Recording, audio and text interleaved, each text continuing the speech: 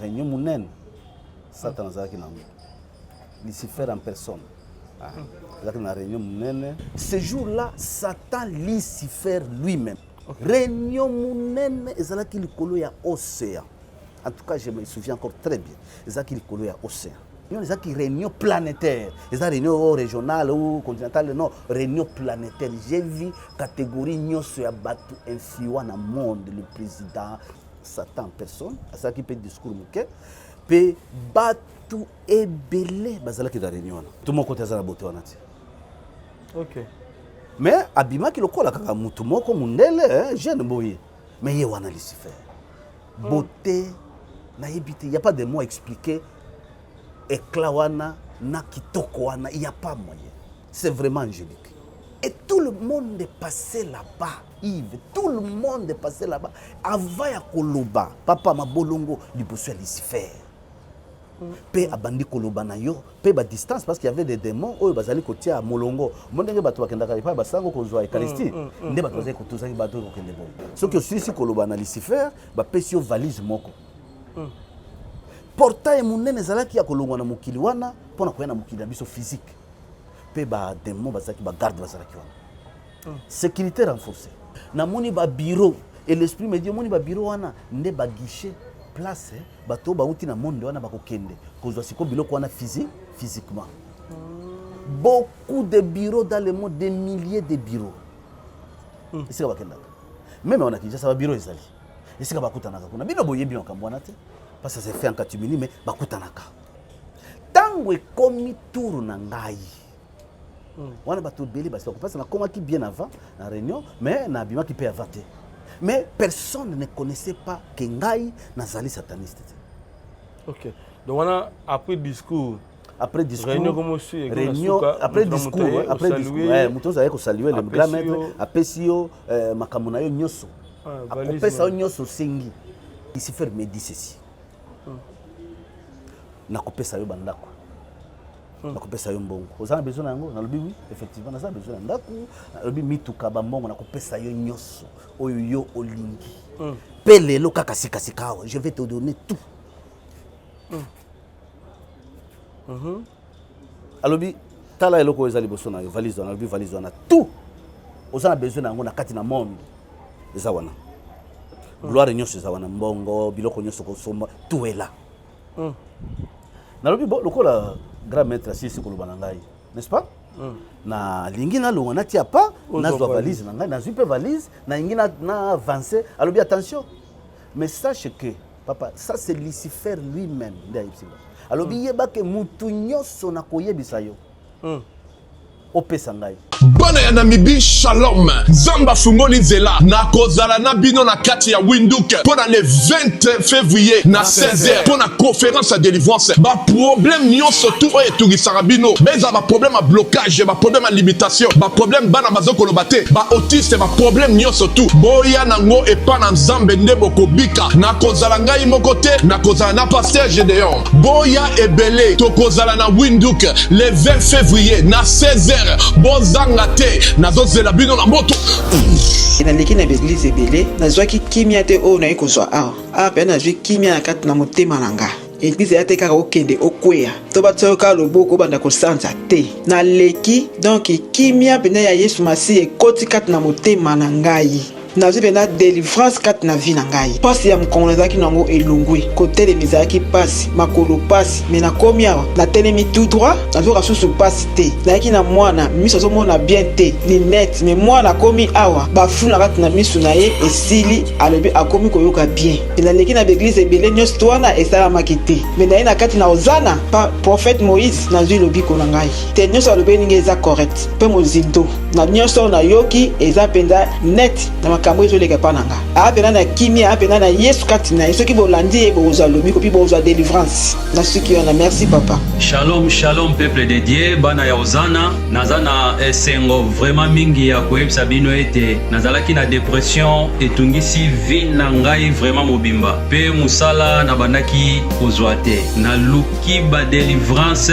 epa ya ba pasteur ebele mais bakokai ko délivrer ngai te. Alors tangu nakutani na papa Moïse l'église kaka na prière moko échanger makambo na ngai nyonso dépression elongwe nazwi musala makambo na ngai nyonso efungwami alors nakumisi nzambe ya ozana mpona oyo asali na bomoi na ngai Namibi nazoya bandeko ya Botswana bandeko Angola boya tosangana na kati ya Namibi le 20 février nzamba kopambola bino.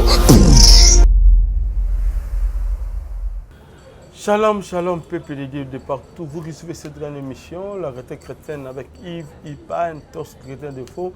La Africaine avec la série continue toujours d'avoir cette chaîne super promo de 140 ans. Voilà, nous sommes déjà avec l'homme de Dieu, les frères Pierre, Touzani Awa, Solanaye. En fait, par rapport à où ils allaient comme témoignage, vous avez la première partie, le deuxième partie, où ils allaient comme Nzambeninga Sala qui est à faire visiter qui est en faire aussi tout une réunion et tout une réunion donc satanique où il assiste qui en fait voyez banini et c'est pas ça qui kuna et ndengini c'est qui est akinda comme on a réunion wana merci na bandeko surtout bonga Ipipan merci na pour point du bon au Canada mon ami na bosse que c'était mon futur maman minzema motema tous peuple la mbeto mali kelemba Billy Vumuka Fondation, tout ce qu'on a vu orphelin. Voilà, tout petit mbote et pas ya papa pasteur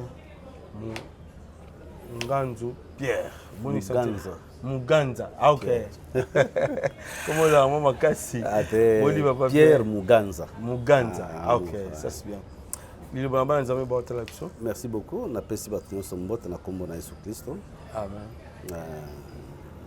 Nalingaka mingi kotia ministère nanga devant te. Ça ne sert à rien. Je suis un simple frère. Je suis esclave et serviteur de Christ tout simplement. Je suis pasteur bien sûr, mais je n'ai pas besoin d'un titre. Avant tout, d'abord deux versets. Deux versets et puis je vais parler na Oyo na Monaki. Ezali na 2000 sous Kapenza, 2012 ou bien début 2013.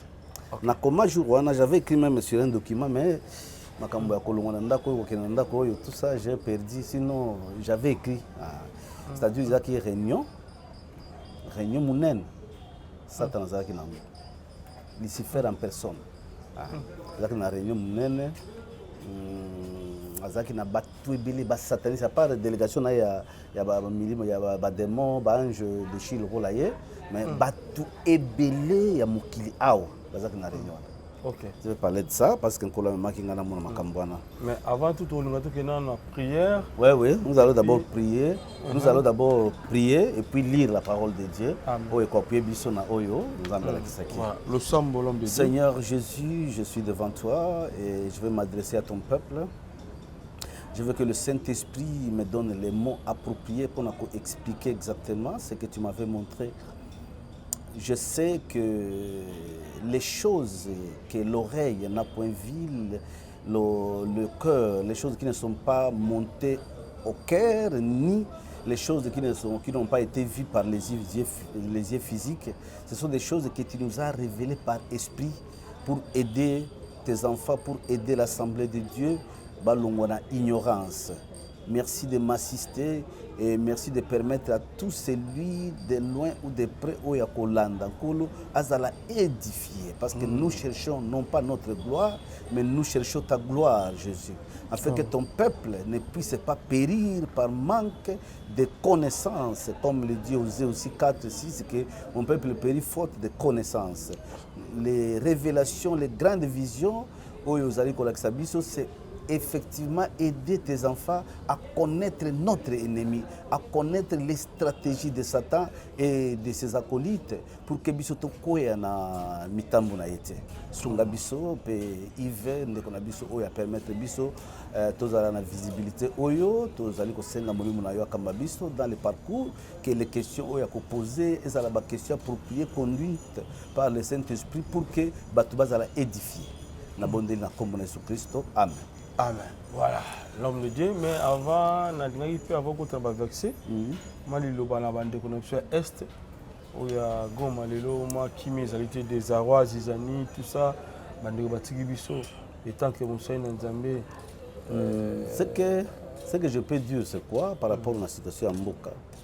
Tu sais, les Juifs, bazali koyeba destinée prophétique ya Mboka na bango. Les Juifs connaissaient la destinée prophétique d'Israël jusqu'à aujourd'hui. Mais nous avons un problème parce que nous ne connaissons pas la destinée prophétique à Congo. Beaucoup de serviteurs qui n'ont pas été appelés, il faut enseigner aux enfants, surtout aux chrétiens, bien que notre pays soit un pays laïque. Problème exact, mais au moins ceux-là qui sont appelés par Dieu doivent leur parler. Qu'est-ce que l'Éternel Dieu des armées a lobby, a lobaka, peut continuer à loba pour Mboka Oyo. Tout ce que nous voyons, merci pour la moutouna, parce que nous avons connaissé avant na Butuka, j'ai prié. Tout ce que nous sommes en train de connaître dans Mboka, et que Kabola Mboka. Ok. Ça m'a kelele à Pampamba. Mais Dieu a son plan. Mais aussi il y a beaucoup de choses qui arrivent parce que biso tozana mabébélé. Il y a beaucoup de péchés. Vous savez, un pécheur a oublié que ça la masumu. Nous avons tenu compte nangote. Mais ceux qui bato ba biengami pona musala na Nzambe ba Kristo. Ba bandi ko zonga les sous masumu, le pays essuyé. Nzambe akui kobeta. Donc makambo vile zali kosalema mboka a cause ya masumu. Muyibi eleki mingi na niveau ya mboka bakonzi ya mboka babiyibi ba pasteur toloba te bango pe bakoti na cadence wana ba Kristo toloba te ekomi tourbillon wapi Paul na Nzambe pe mikolo nyonso tozosombaka Biblia tozotea. Non. Dieu ne peut pas marcher avec le pécheur. Jamais. Ata Nzambe alingi biso nini, ata toza mboka prophétique ya ndenge nini ya ngolu nyonso, je vous dis tant que tozongi na nzela te kobanga Nzambe, je vous dis mboka ekoza na pasi mingi. Mais nous avons une parole de promesse que mboka ekokabwana te. Oyo nyonso bazali kosala kuna bitumba kobuma batu. Oui, c'est que nous devons prier, nous sommes au temps de la fin.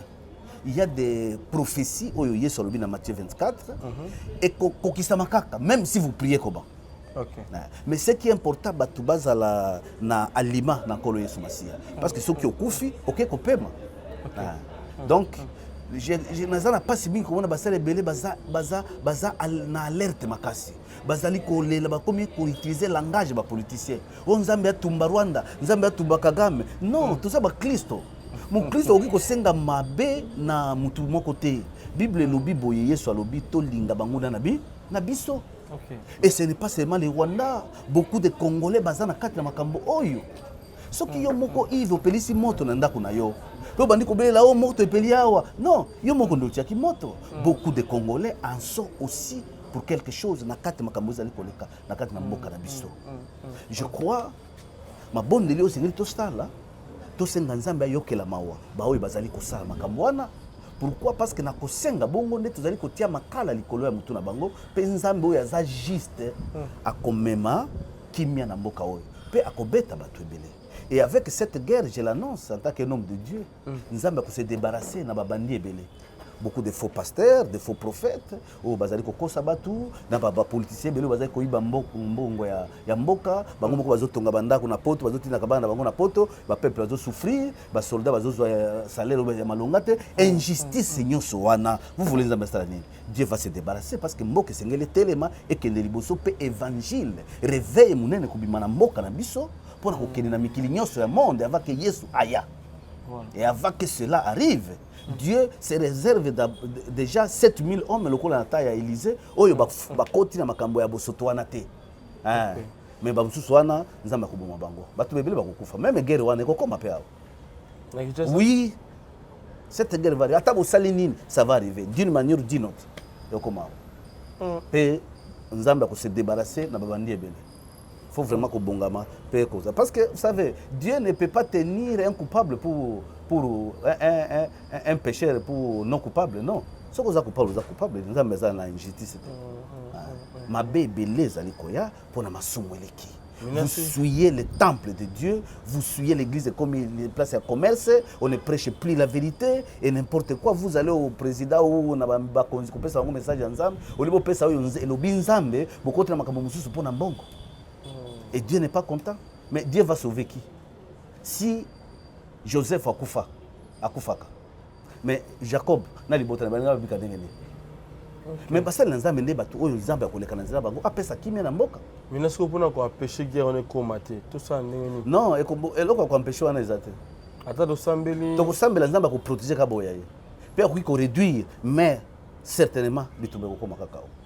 Certainement. Et le pays ne sera jamais divisé. Le pays restera un et indivisible. Mboka oyo. Dieu a un besoin dans mboka oyo. Pe basali ya solo bazali. OK. C'est ça. Donc merci. Nzamba kusunga un jour. Nzamba kusunga un jour tout qui na ba verset biblique oyo. Avant tout banda. Tokotanga d'abord na Jacques, tokotanga ka deux versets mais Jacques d'abord. L'apôtre Jacques. Chapitre 4.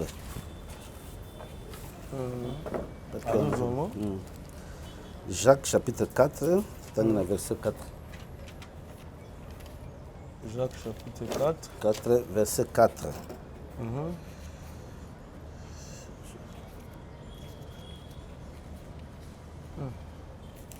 Jacques chapitre 4, verset 4. Bible Biboye. Adultère que vous êtes, ne savez-vous pas que l'amour du monde est inimitié contre Dieu? Celui donc qui veut être ami du monde sera ennemi de Dieu. Ok?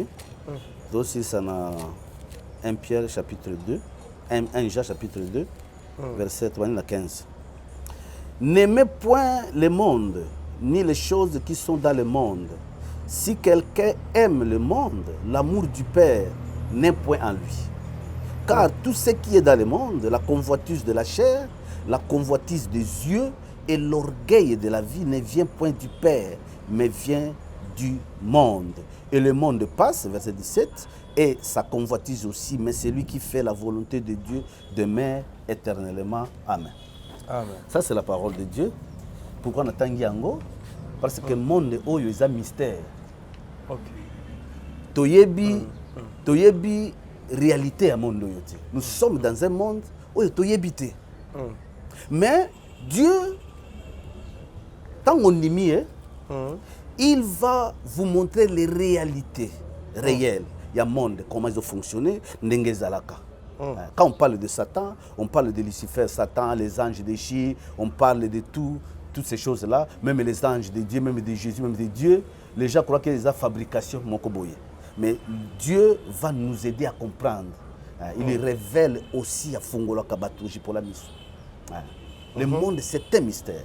Et la Bible, si quelqu'un azana Yesu penza katikati ya mutema na ye, que azana Yesu mobimoli musanto za katikati na ye, aoki jamais kolinga mokili oyo. Soki olingi mokili oyo, okomi mungu na nzambe. Parce que tout ce qui est du monde, tout cela ne vient pas de Dieu. Et le monde est géré par Satan. Ce n'est pas Dieu qui gère ce monde. C'est faux. Dieu a créé toutes choses, mais le gestionnaire de ce monde, c'est Satan. Alors, nous devons faire attention, nous, enfants de Dieu, même moi, je ne connaissais pas ce que Nazolo Balelo. J'étais chrétien, mais je ne savais pas la réalité. Mais ce jour-là, nous avons compris que le monde, tout ce que la Bible dit par rapport au monde, est la vérité. C'était comment? C'était en 2012, fin 2012 ou début 2013 vraiment. Tout ça qui n'a prière il y a 21 jours. Et nous sommes responsables, il y a intercession. Dans l'église, il y a 8e, c'est pas que Réobot, nous sommes responsables d'intercession. Alors, tout continue à prier, on a boutunios. Na moi, il y a kotambola, il y a koluka, mais boutunios tozawana. Pendant 21 jours. Mais dans les 21 jours, Dieu a parlé na batu ebele, mais nga penzate. Makamwe mike kaka. Bon, tout ça dans beaucoup na biso pe to commis tout ce que Dieu parlait. Après, aussi ça qui c'était un samedi. Donc vendredi Boutou, samedi Tongo, aussi les prières. 21 jours et coquille. Tozongi Nandako. Nakepe Moussala, quand je travaillais encore là. Nazongi Pe. Tolali, samedi, on a dimanche. Tokei, le sambo. C'était vraiment une journée exceptionnelle du fait que la grâce du Seigneur était là. Et il y avait vraiment l'onction dans mon Koloana. Alors, Tozongi, bon, tant que si kilte, je n'ai pas pris beaucoup de temps vraiment parce que tout ça est fatigué. Il y a 21 jours, bozola la bon de la caca. Na lobi bo, nazongi nandako. Tant que si kilte, na la mou, si kilte nazongi nandako. Déjà à 17h, madame Nganalali. Je suis fatigué. 21 jours, 21 nuits, blanche, nzoto ezaki beza kolemba. Alors, na fali na metu, na lobi bo enanzambe, na lobi nkolo. Qu'est-ce qui se passe entre moi et toi? Est-ce qu'il y a un problème? Comment yo 21 nuits ya mabondeli olakisi ngai eloko moko te olobi na bato mosusu oui mais ngai namoni eloko te. Qu'est-ce qui se passe? Il y a un péché. S'il y a un péché, pardonne-moi de ne pas m'avoir utilisé ndenge osalelaka ngai. Parce que moi c'est impossible na kota na prier au-delà de 2 jours 3 jours nazanga komona ba révélation. C'est impossible. OK. Alors papa nalali na butu. Yves Nzambe azana makambo ebele. Il faut que toluka Nzambe. Toluka elongi na toyeba Nzambe. Nous ne serons jamais forts dans la foi si nous ne connaissons pas bien le Seigneur Jésus. Amen. Tokozalaka likolo likolo papa mon makelele ye okimi église parce que tu ne sais pas le Seigneur c'est qui oyebiété. La foi c'est bon, la foi c'est bon, mais au-delà de la foi il faut ajouter la connaissance. OK. Tolali na butu, un ange est venu me prendre. Ce jour-là, Satan Lucifer lui-même, et c'est la première fois dans mon âge. Réunion munene ezalaki likolo ya océan. En tout cas, je me souviens encore très bien. Ezalaki likolo ya océan. Réunion wana. Azaki na réunion munene. Satan en personne, azaki pe discours muke, pe batu ebele bazalaki na réunion wana. Comme je ne sais pas vraiment énumérer par cœur, na comment qui ko rappeler parce que depuis 2012 qui non lelo ça fait un peu beaucoup de temps. Maintenant banan ko zoyo bazwa ki pas ange. L'ange est venu me prendre. Je suis ngai toké. Je suis fatigué. Quand on a la kibo, oui, je suis apparition ya gindenge. Aïe, bala musinga kai kaboy. Toké. Ce n'est pas une fois, ce n'est pas deux fois, c'est toké tomati toké. OK. Tomati toké puis bake kotika ngai ye alongwe atiki nga moko na réunion. Alors réunion ezala ki likolo ya océan. Batu bazaki koya, c'est Satan qui est entré le dernier dans la réunion. Batu nyonso bazaki koya wana. J'ai vu moi les grands acteurs de cinéma. Ah bon? Na réunion wana.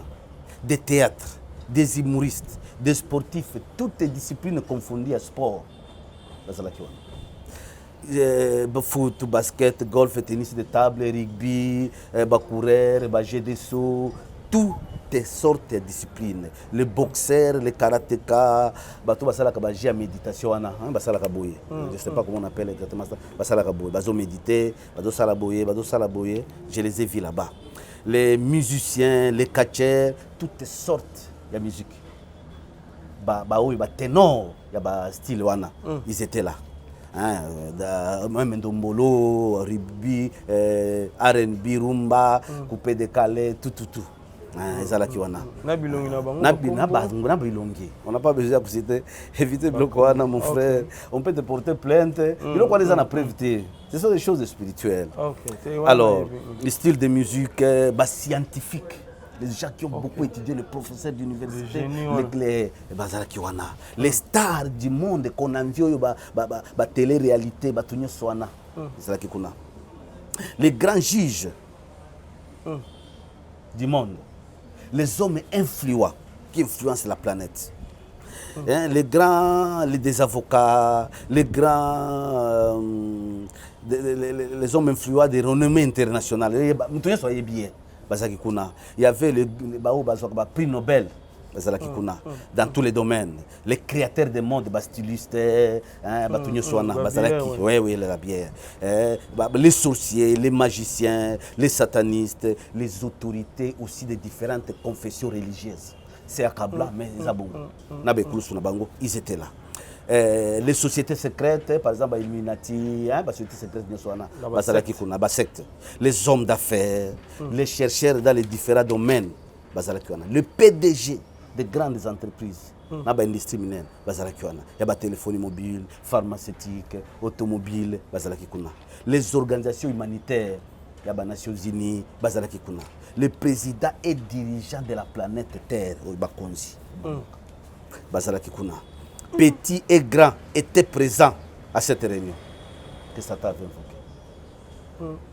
Ils étaient là. Et Lucifer lui-même en présence, il y a un président qui est là. Ok. Alors, Batu Bazali Koya, ngai nzambe amemi ngai nazalaki mutu ya liboso penza. Mais tango komi, il y avait des démons au bazali ko sala service ya diaconie. Oko fanda place de soute. Bango ba ko tia batu. Mais moi, j'étais masqué. Mutu boko ayeba kinga ite. Donc teminga ki pembeni bien au koti pena. Papa koti na kati na réunion.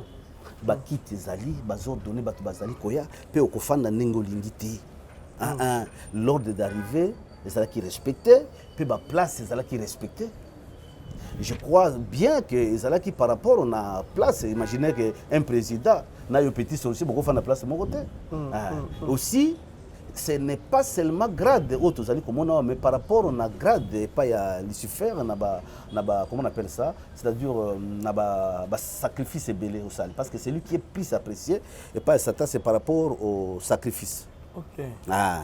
Alors, la présence la plus remarquée de Zaki Satan. On est réunion chez Zaki Panaye et il était là avec beaucoup de sécurité renforcée. Il y a des mots basal Kolo, un entourage à Satan. Et imaginez Yves, les dirigeants de la planète, les rois, les présidents, il y a beaucoup de noms, on a vu où Bazala qui ont invité. C'est une grande réunion. Grande réunion. Invité par leur Dieu, Nzambe na bango. Satan avait un petit discours. En disant discours. Il a encouragé Batunaye, Basala Moussala. Parce que tant est amouké. C'est un Bossala Moussala.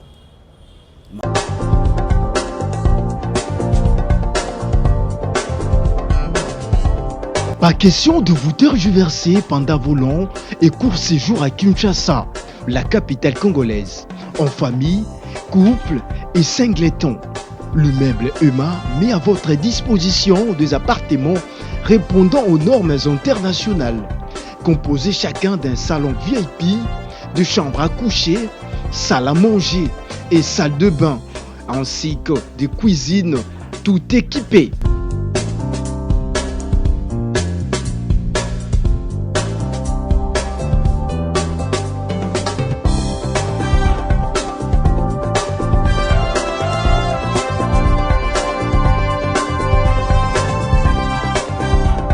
La connexion Wi-Fi en permanence.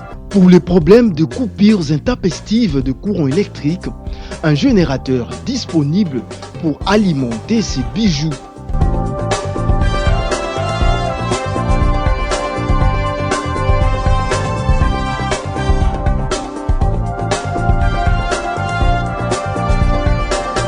Notre adresse, avenue Balinga, numéro 9, Yolocide, commune de Kalamou.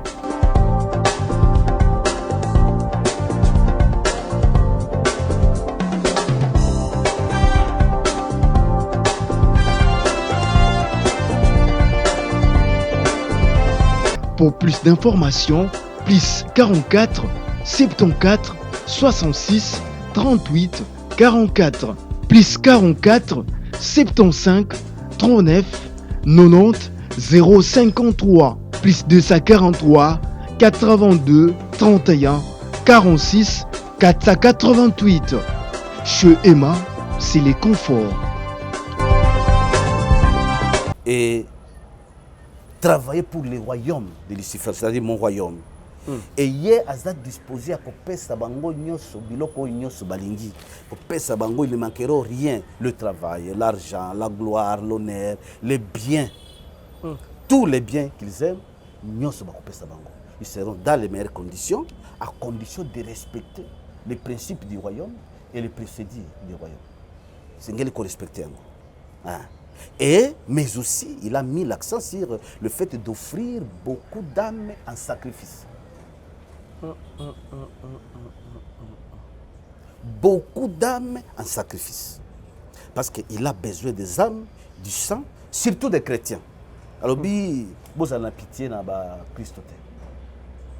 Il faut qu'on ait de la bango ming, et tout le monde, Yves, passait là-bas pour s'agenouiller devant Lucifer.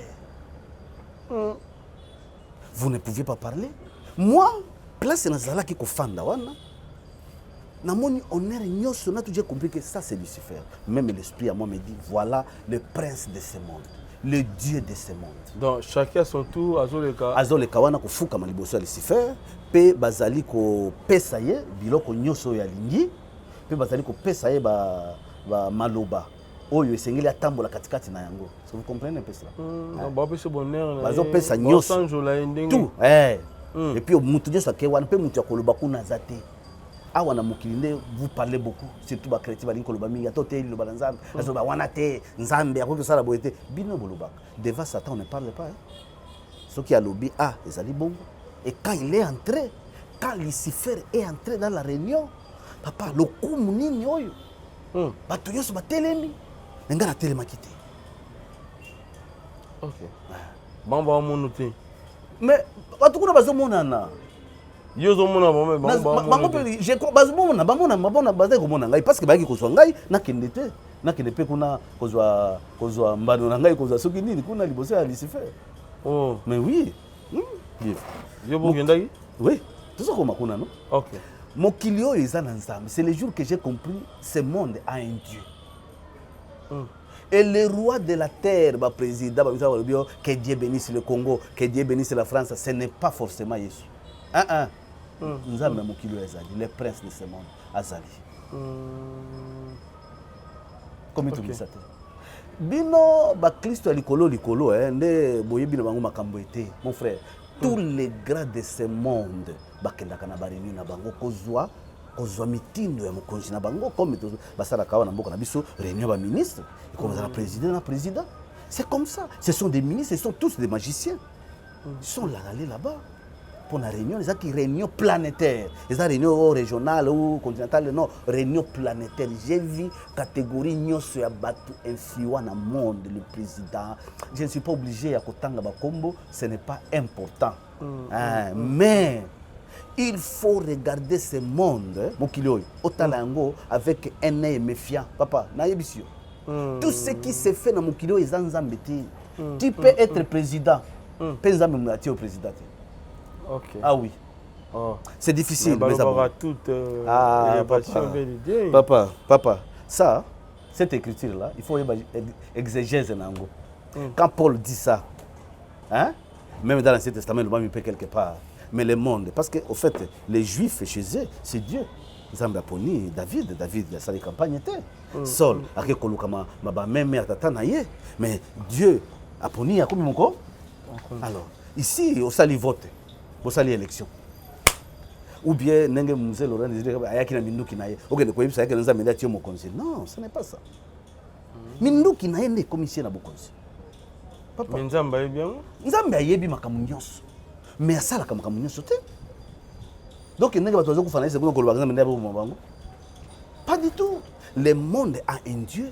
La Bible dit le monde entier est sous le pouvoir de Satan. Du malin, on l'appelle encore malin la Bible. Donc méfiez-vous. Voilà. Maintenant, azaki na forme nini? Lucifer. Lucifer, on a na forme nini? Papa. Au moins, les caricatures, vous savez, quand vous dessinez, Satan, Masek et tout ça, ça c'est le dessin de la vidéo. Papa, nous avons une beauté moko impossible. Nous avons une beauté. OK.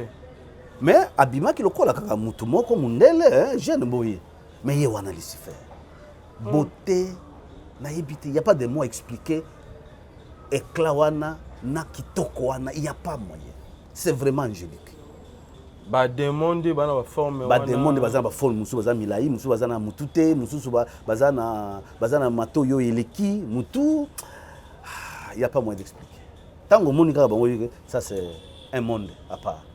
Mais batu ya mokili o bazaki na réunion wana ba yebi. Et comme ça nga bingi komona na mokili ba tozo satana zalaka te, ezaka fondation batu ba créer non papa. Les sorciers savent très bien, tous les magiciens savent que le grand maître existe. Okay. Il passe des contrats avec lui. C'est lui qui donne le pouvoir au monde. Papa, je vous dis, Yves, c'est Satan qui donne la gloire de ce monde. Comment tu me dis ça? Ata ozana na onction ndengeni ya bonzambe papa okozwa lokumu na mokili yote. Mokili kubundisa yo. C'est pourquoi les apôtres, les prophètes, malgré onction bazalaki nango bazalaki na lokumu mon côté. Alors, si vous aimez la gloire de ce monde, papa, parce que nous c'est le diable. Il faut aller s'agenouiller là-bas. Et tout le monde est passé là-bas, Yves. Tout le monde est passé là-bas. Avant ya koloba, papa ma bolongo, liboso ya Lucifer. Pe abandi koloba na yo, pe ba distance parce qu'il y avait des démons oyo bazali kotia molongo. Mondenge bato bakendaka pa basango kozwa Eucharistie. Nde bato bazali kotuzaki bato kokende boy. Et ce sont les demandes de Bazo Zabino, Bazo Kende Malé Malé, mais la distance est là qui sépare. Yo Koyo Kate, Oyo grand maître Zoloba, na Mutumusous. Parce que le problème est individuel. Ce que si Koloba na Lucifer, ba pesio valise moko. Portail munene zala qui a kolongwa na mokili wana, pona koya na mokili biso physique. Pe ba démon bazaki ba garde bazala ki wana. Sécurité renforcée. Ba pesio valise. Ba pesio valise, biloko yosa wana. Sikoyo, explication c'est quoi? Parce qu'avant de ma place, j'ai vu le monde entier. Na moni ba bureau et l'esprit me dit moni ba bureau wana nde ba guichet place bato ba uti na monde wana ba kokende kozwa siko biloko wana physiquement. Beaucoup de bureaux dans le monde, des milliers de bureaux. Et c'est ba kenda. Même on a dit ça va bureau ezali. Et c'est ba kutanaka kuna bino boye bien kambwana te parce que ça s'est fait en catimini mais ba kutanaka. C'est ça. Le diable est prêt de donner tout pour sa gloire et pour les âmes où il va offrir en contrepartie. Tu ne peux pas voir la gloire de ce monde, ce qui est le sacrifice. C'est faux. Et ça, bon, bien que Bato Ebele, Bakosala commentaire, on n'a pas besoin de Bato Koloba. Même la podcast qui avant, j'ai vu déjà faire beaucoup de commentaires inutiles et on laisse parler. Nous sommes à Koloba. Mais pendant que tu es en Mokili, tu peux faire beaucoup de commentaires. Mais tant que tu faut qu'il y ait la réalité à Makamou. Alors, après que mon abagishan, tu vas à tour de rôle, papa moko na moko akei bozo, pesi pe akei abimi na zela wana ba demo bafungo li portail yaki. Tango ekomi tour na ngai. Wana ba tout beli ba so parce na koma ki bien avant na réunion, mais na abima ki pe avaté. Mais personne ne connaissait pas que ngai nazali sataniste. OK. Donc on a après discours. Après discours. Réunion après discours. Mutoza yeko saluer le grand maître apesio makamuna yo nyoso. Apesa nyoso singi. Na valise pe olongo liboso ya mokonzo koloba iyote pe mutu moko aza koloba kuna te. Makelele pe ezati chichotement pe ezati. Mutu nyoso akangi monoko aza calme. Parce que le grand maître en présence d'ailleurs mutu okoki koloba te. Ce n'est pas comme ici dans l'église, où tu as un téléphone, n'importe quoi. C'est pourquoi les chrétiens sont distraits. Tant que comme tourne parce que yo moko télématé. Ba démon ba sala boye, au télémi, OK, ne connaît pas mon conseil na bango. Ba tout ebelé baleki. Na ba soi-disant serviteur de Dieu, ebelé. Ebelé ba conseil ma confession religieuse ebelé. Basé ko le kabana. Tango ekomi tour na ngai. Na telemi na yepe. Personne ne se doute de rien. Na komi wana même Lucifer ne connaissait pas que nga naza chrétien, naza mopaga, naza sataniste. Il ne connaissait pas. Satan bombio. Ouais. Satan akila na. Aoki ko sala lokota. Biso ba Kristo, de pesa ka Satan zela. Je te dis Satan, qui dit bah à éviter, moi qui vous parle ici, moi, na yeli bosso Satan. Tout le monde s'agenouille, moi je ne me suis pas agenouillé. Ah bon?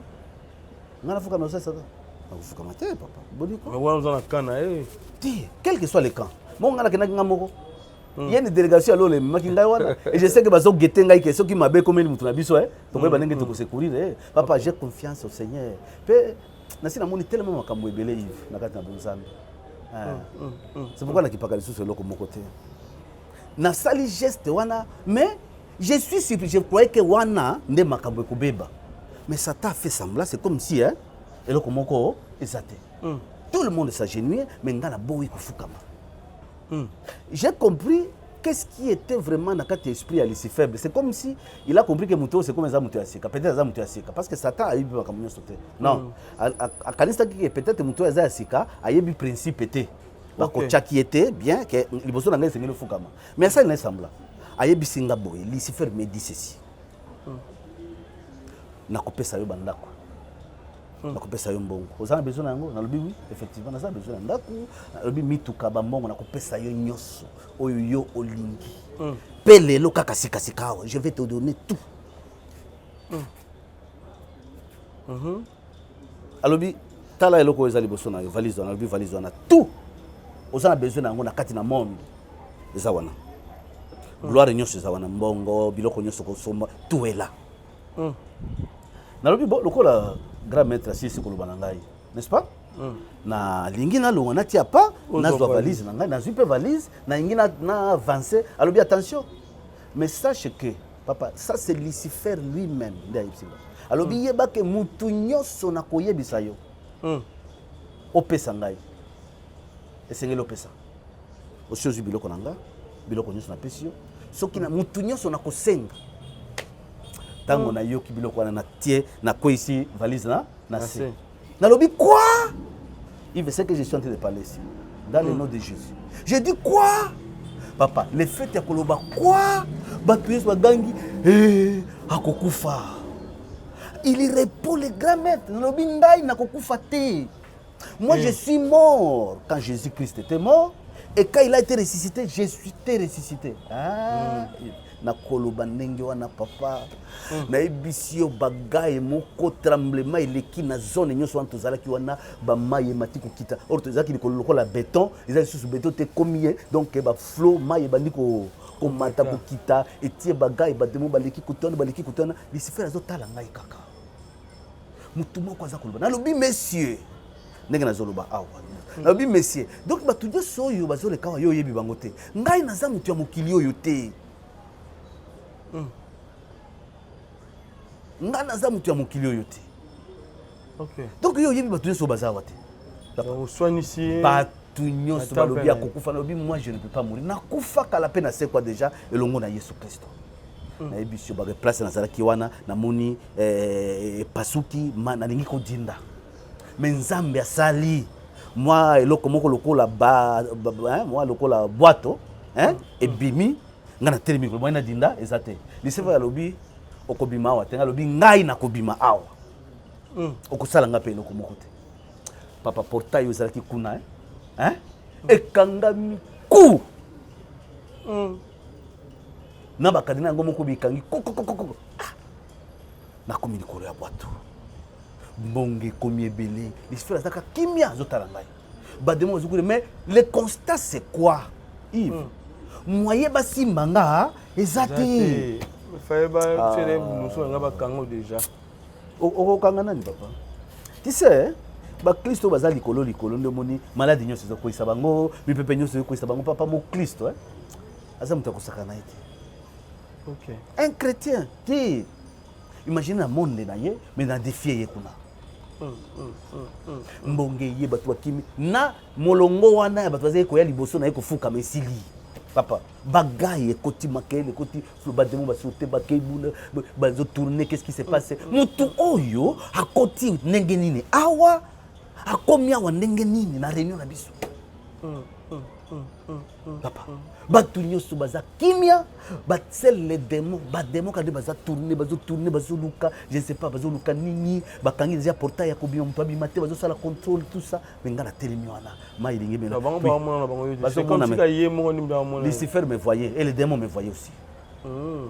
Mais la gloire du Seigneur, ezaki makasi. Okupusa ndenge. Yesu toyoka kaka Yesu, Yves. Yesu anatosaka na kana Yesu. Yesu azali papa, c'est le Dieu de Dieu. Na ebisi yo mai. Lucifer me dit okobima wa tenga lobina kobima wa. Na sali moi manœuvre mukena kende côté à portail kuna.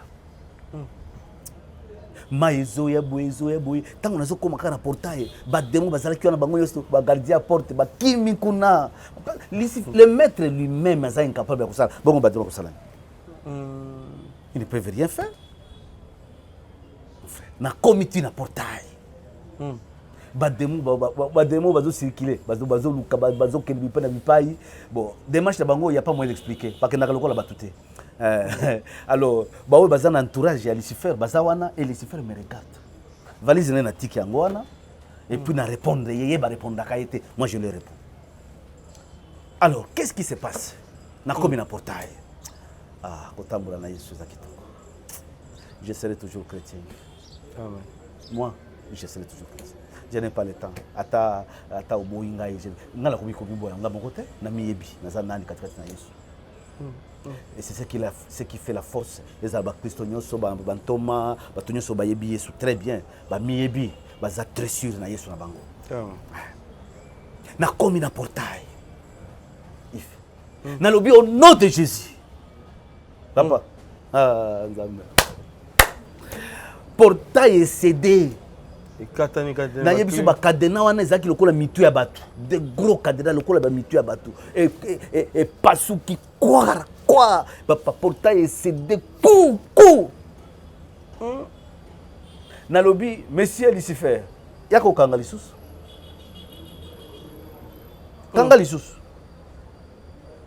kanga lisusu portail wana OK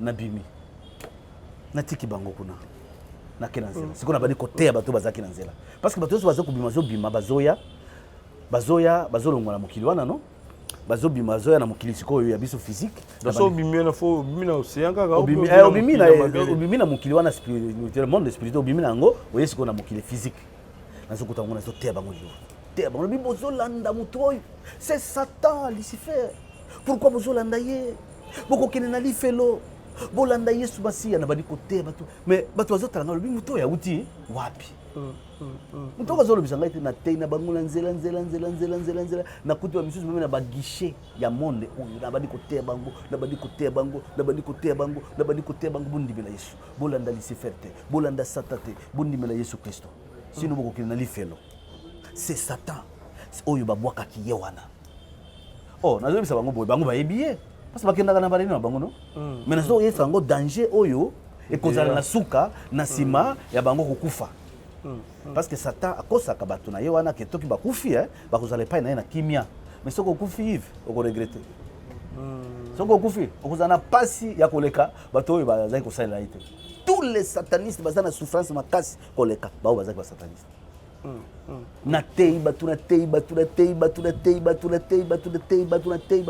frère na tei ti bongongo ikauki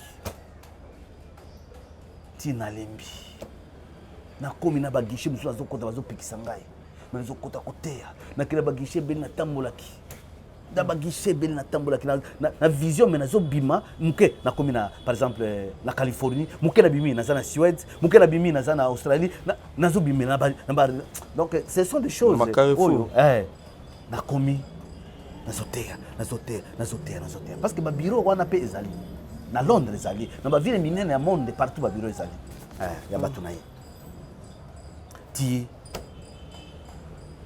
na ye ko sisa musala OK l'ange revient encore en lui Pierre c'est fini eko tinga na nanga ange mayo ya ah oui à swinga le Pierre va te revoir rester à la maison. Ce n'est pas la première fois que les anges me prennent. Les anges beaucoup de fois.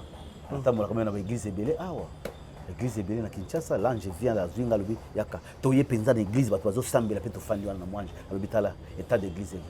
Moni pasteur Nazali, moni bandit. L'église mususu ta mondi moko azate. Église Ebélé.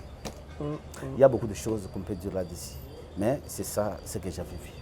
Alors, Kozonga Nayo fait réaction ezaki ni après kolamuka nakamwa kozonga na bonzoto ya biso nakamwa kimi obetelaki pasteur obeteli ba collègue non ba pasteur na betelaki quelques frères madame Mouké mais ce n'est pas qu'un jour wana il fallait nazwa taille belé na bandaki d'abord kokoma parce que c'était une vision terrifiante bangisa nga mingi okuta ba président bangonyoso c'est là que j'ai compris bon monde oyo eza Satan exactement.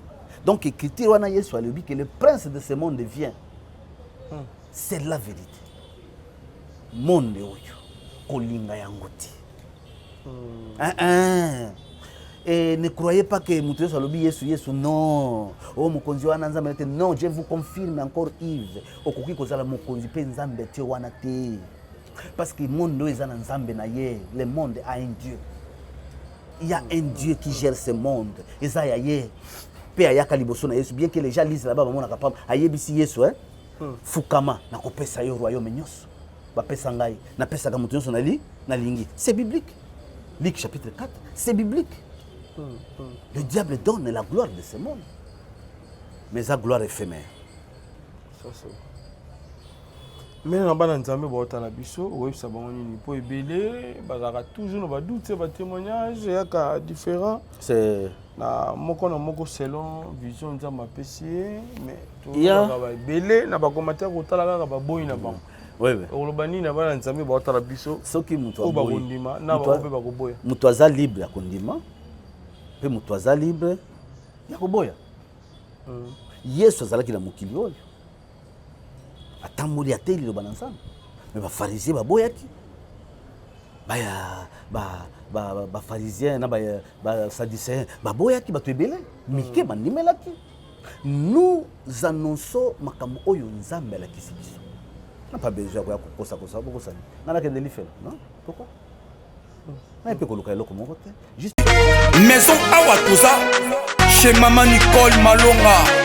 Yaka eza na poto neyebi te yaka tokiti na metro chateau mutia daka yau awa ozomona okimbondo olalala jela na oyeba asaka omoni ndazabo asaka sobi na metro biso bataninga koleba nini tanga awa toza yaka sikomi na place tokoti aza mwana mboka mama Nicole Malonga. Vous êtes devant Nicole Malonga awa toza, c'est-à-dire awa toza na magasin awa toza oboyokaka partout dans le monde. Nicole Malonga awa toza, maman awa toza devant vous. Toza na Château Rouge sur la rue Custine numéro 3. Awa naza na produit spécial, ba produit oyo elongolaka na tâche. Tozolobela makambo matampo ba mama ba bébé belé, ba mama bazotambolaka na ba poudre na ba fond de teint. Nicole Malonga awa toza awa na Château Rouge na ye pona kolongola matampo ba mama, banduka ba mama oyo baza na besoin osala taille pona kokita mabunu. Ba mama oyo baza na besoin ya kosala ba forme kalinga azala na tolo munene, alingi azala na sima munene, ba hanche munene, bipende munene. Mama Nicole Malonga awa toza ndeka boyebi depuis 2007 nateka ba produit ya ko grossir ba fait sein mollet hanche. Non, yozomona te eloko evanisaka mabala eza mpona mibali ça grandit dimension olingi soko moni ekoki kosuki wana sino kopasuka nakotela nakobongisa ezotraite telema vraiment nga mona aza victime na meki yango oyo bazobengai na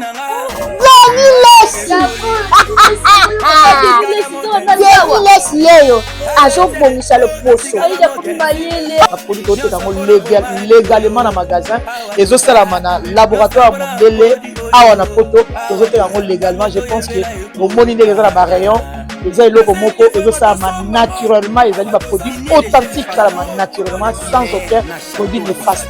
Voilà.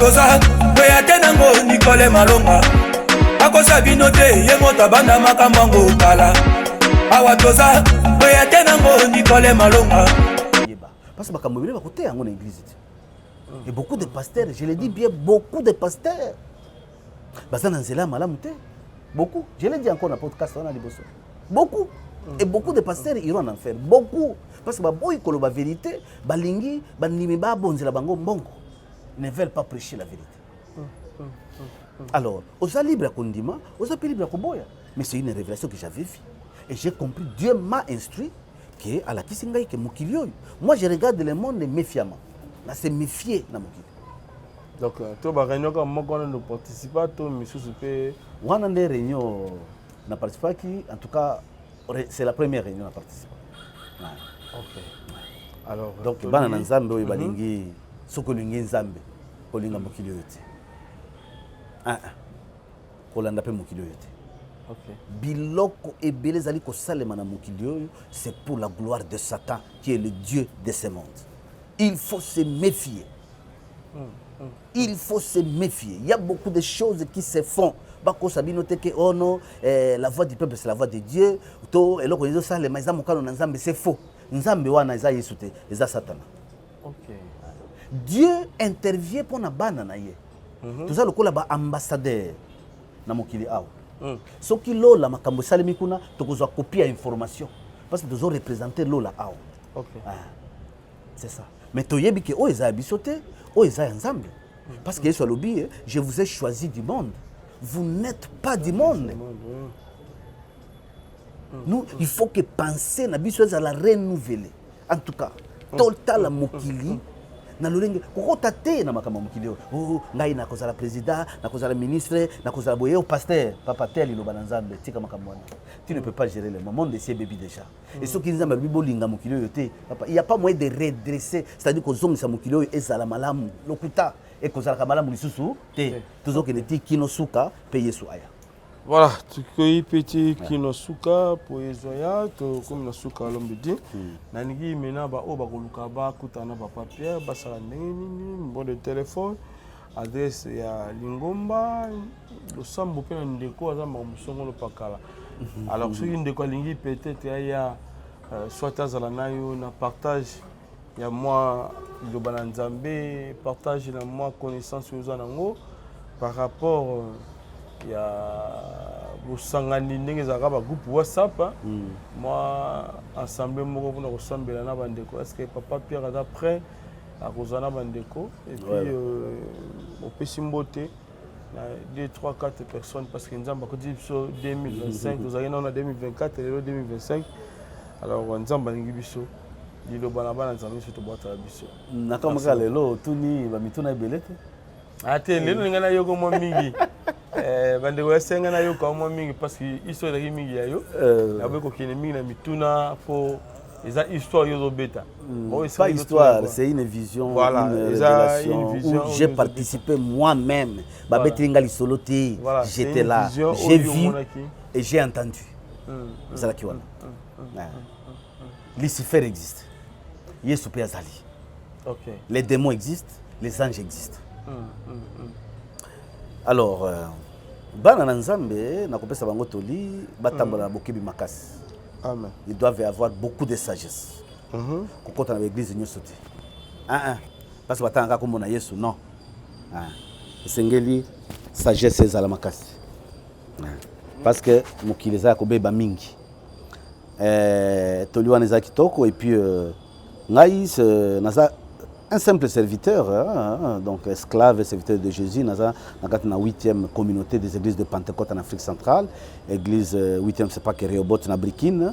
Numéro nanga ezali 09 94 08 0019 P 081 99 99 045. Ba numéro nyo sona pe ezana na WhatsApp.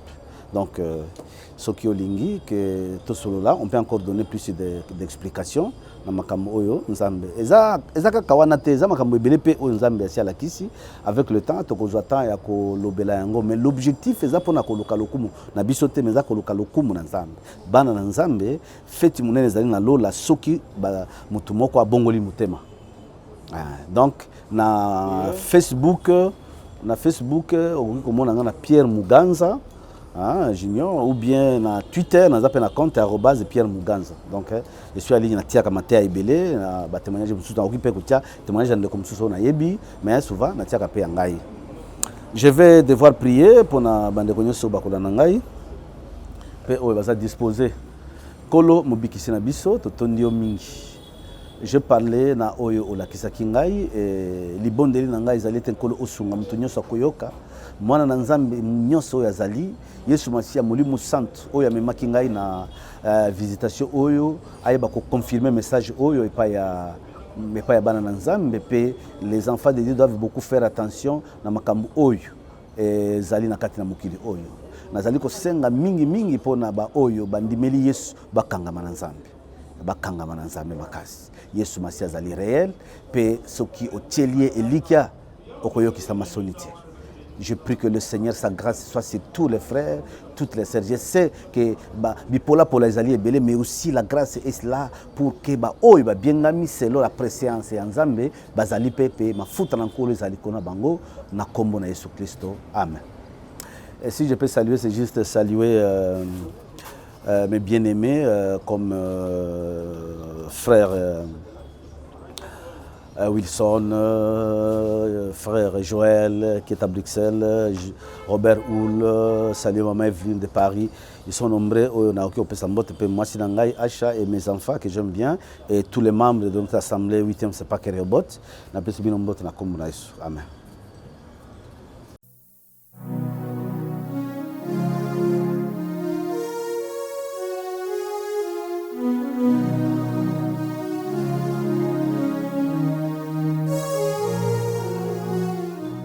Alors ma fille, oui, nous sommes à Sainte-Thérèse, mais nous sommes à agence Sangote.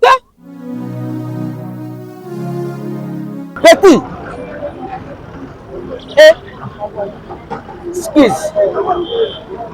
Nous sommes à service. Nous sommes à 0 mètre sur la station. Il y a un peu.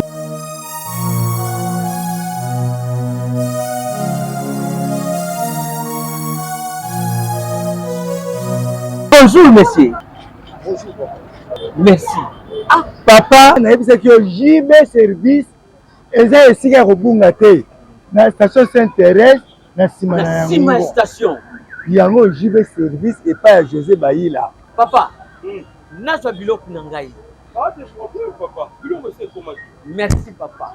Yonde José Baïla? Non, ça a été. Il y a Zali na mokili ya poto. Merci beaucoup. Ma fille. Kubanda lelo agence ya solo oyo nga na confirmer eza bongo JB service.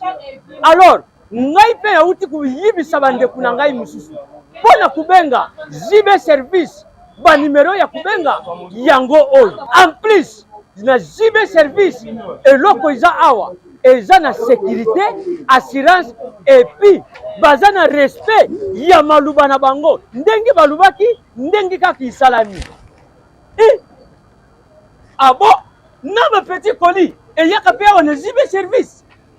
Wow! Na ba mituka. Bandiku yo mutoza na Europe po otinda biloko na yo ko sanketete agence eza kaka moko JB service. Alors, à part na Kisasa, elles appellent na Brazzaville, elles appellent na Angola. Ah, JB service, José Baïla. Azo continue toujours kodo na bango. Aza kubeta ka bango. Frappe finale, frappe na retour.